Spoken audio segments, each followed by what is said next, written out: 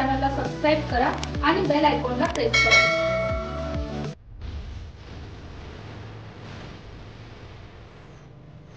स्वातंत्र्याच्या 76व्या वर्धापन दिनानिमित्त जिल्हाधिकारी जलज शर्मा यांच्या हस्ते जिल्हाधिकारी कार्यालयात ध्वजारोहण करण्यात आले। यावेळी जिल्हाधिकारी जलज शर्मा यांनी जिल्ह्यातील स्वातंत्र्य सैनिक, माजी सैनिक, अधिकारी, कर्मचारी व उपस्थित नागरिकांना भारतीय स्वातंत्र्य दिनाच्या शुभेच्छा दिल्या।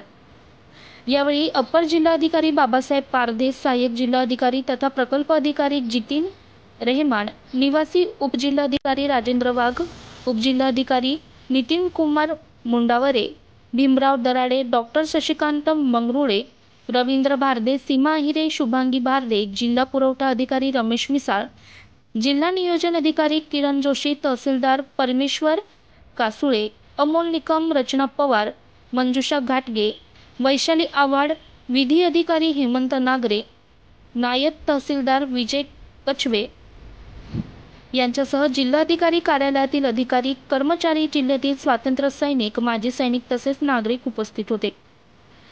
रणजित झापर्डेसह प्रतीक्षा वसावे, स्टार लोकशक्ती न्यूज, नाशिक।